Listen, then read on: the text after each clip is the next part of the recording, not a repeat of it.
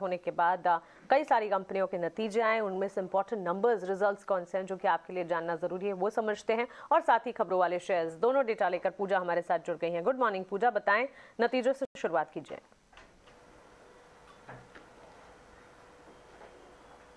जी मानसी, सबसे पहले शुरुआत करते हैं निफ्टी और वायदा बाजार से जो भी नतीजे आए हैं। निफ्टी से अगर शुरुआत करें तो टेक महिंद्रा के नंबर्स जो है वो अनुमान से हमारे बेहतर नजर आ रहे हैं। अगर मुनाफा देखेंगे तो वो वहां पर अब बढ़त हुई है, 1290 करोड़ के आंकड़े आए हैं ये, और जो हमारा अनुमान था वो करीब 1210 करोड़ का था, तो उससे बेहतर नंबर्स आए हैं। अगर कांस्टेंट करेंसी ग्रोथ भी देखेंगे तो 2.1% की एक्सपेक्टेशंस थी, उसके सामने 2.9% के आंकड़े आए हैं। और आय में भी अगर हम देखेंगे तो हमारे अनुमान से जो नंबर्स आए वो हमारे अनुमान से थोड़े बेटर इस बार देखने को मिले, तो ओवरऑल अनुमान से बेहतर नंबर। अदानी पोर्ट्स के भी नंबर अनुमान से बेहतर ही नजर आ रहे हैं। मुनाफे में हम करीब 32% की ग्रोथ एक्सपेक्ट कर रहे थे, लेकिन उसके सामने करीब 68% की ग्रोथ कंपनी ने दर्ज की है। आय में 32% की ग्रोथ, कामकाजी मुनाफा 31% बढ़ा है कंपनी का, और मार्जिन भी यहाँ पर अगर देखेंगे तो हल्की कमी आई है, लेकिन अनुमान से बेहतर नंबर्स नजर आ रहे हैं। अब आते हैं वायदा बाजार के नतीजों पर, तो यहाँ पर LIC हाउसिंग के जो नतीजे हैं वो मिले जुले हैं। NII घटी है कंपनी की, लेकिन मुनाफे में बढ़त देखने को मिली है। इसके अलावा वोल्टास के नतीजे कमजोर नजर आ रहे हैं।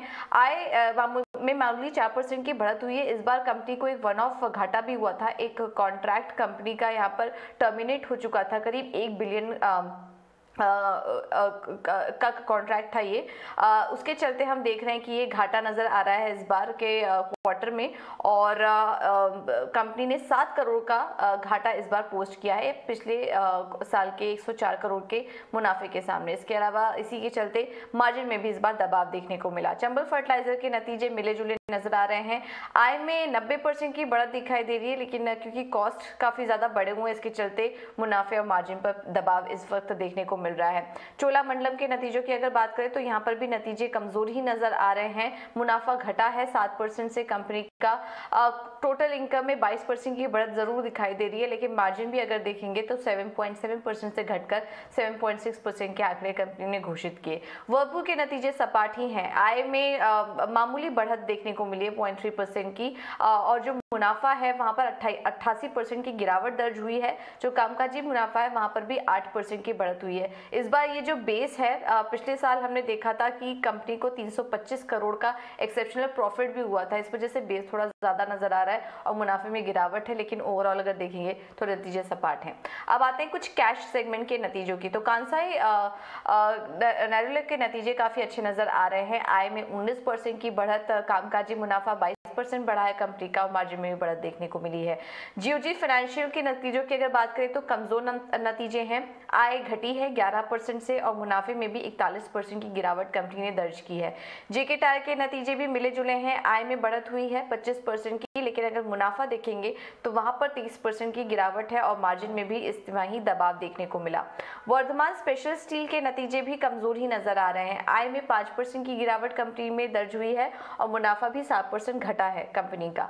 कर्नाटका बैंक के नतीजे अच्छे नजर आ रहे हैं। ब्याज से आय में 26% की ग्रोथ, मुनाफा 227% बढ़ा, और एसेट क्वालिटी भी देखेंगे तो वहां पर भी सुधार इस बार नजर आया है। प्रूडेंट कॉर्पोरेट, यहाँ पर भी नतीजे स्ट्रॉन्ग है। आय में 41% की ग्रोथ, कामकाजी मुनाफा 27% बढ़ा है, और मुनाफा भी अगर देखेंगे तो यहाँ पर भी 41% की ग्रोथ कंपनी ने दर्ज की। आखिर में बात करते हैं मैक्रोटेक डेवलपर्स की। यहाँ पर नतीजे वीक हैं। आय में 16% की गिरावट, कामकाजी मुनाफा 32% घटा है कंपनी का, और मार्जिन भी 36% से घटकर इस बार 29% आ रहे हैं। हालांकि मुनाफे में एक बढ़त जरूर नजर आ रही है, लेकिन ओवरऑल नंबर्स वीक है। तो ये ढेर सारी नतीजे हैं, और नतीजों पर ये सारे स्टॉक्स पर रिएक्शन भी देखने को मिलेगा। पूजा, खबरें कौन सी हैं जो कि आज फोकस में रखनी है? बिल्कुल, आज Reliance, ONGC, oil India, MRPL जैसी तमाम कंपनियों पर भी नजर रखी, और इसके अलावा एविएशन स्टॉक भी फोकस में रह सकते हैं। सरकार ने विंडफॉल टैक्स में कटौती कर दी है, 11 11,000 प्रति टन से घटाकर अब 9,500 प्रति टन ये आंकड़ा आया है। और इसके अलावा एटीएफ पर भी एक्सपोर्ट ड्यूटी बढ़ा दी है, 3.5 रुपए प्रति लीटर से बढ़ाकर 5 रुपए प्रति लीटर कर दिया है। वेदांता लर्निंग पर नजर रखिए, कंपनी टाइम को एक्वायर करने वाली थी, इंस्टीट्यूट है ये, लेकिन इसके जो अग्रीमेंट हुआ था उसमें कुछ कॉन्फ्लिक्ट नजर आ रहे हैं, सहमति नहीं बन पाई दोनों पार्टी की, इस वजह से ये जो कॉन्ट्रैक्ट है वो अब टर्मिनेट हो चुका है। ग्रासिम इंडस्ट्रीज भी आज फोकस में रहेगा। कंपनी ने 1000 करोड़ बॉन्ड्स के जरिए जुटाने की योजना थी, उसको मंजूरी दे दी गई है बोर्ड की तरफ से। आईडीएफसी फर्स्ट बैंक भी फोकस में रहेगा। 4 नवंबर को बोर्ड की बैठक होगी जिसमें कि फंड जुटाने को लेकर चर्चा की जाएगी। यूपीएल के नतीजे आए थे, उसमें कॉन कॉल से जुड़े कुछ अपडेट आए हैं और यहाँ पर जो अहम पॉइंट है वो ये है कि FY23 में वॉल्यूम जो ग्रोथ है वो मिड सिंगल डिजिट की रेंज में रह सकता है, यानी कि 5 से 7% के आसपास यहाँ पर वॉल्यूम ग्रोथ देखने को मिल सकती है। इसके अलावा ब्राजील में जो दिक्कत आई है उसके वजह से हमने देखा कि वॉल्यूम्स में थोड़ी वीकनेस आई है, ये कुछ आउटकम निकल कर आया कॉन कॉल से। ऑटो बिक्री के आंकड़ों पर अगर नजर डालें तो हीरो मोटोकॉर्प के जो नंबर्स हैं वो अनुमान से थोड़े कमजोर नजर आए। हीरो मोटोकॉर्प की टोटल बिक्री जो थी वो 4.5 लाख यूनिट थी, हमारा अनुमान 5 लाख यूनिट का था। आयशर मोटर्स के नंबर्स की अगर बात करें तो यहाँ पर भी अनुमान से काफी बेहतर आए हैं, हम गिरावट की एक्सपेक्ट कर रहे थे लेकिन बढ़त हुई है और 82 to 35 यूनिट्स की बिक्री इस बार कंपनी ने दर्ज की।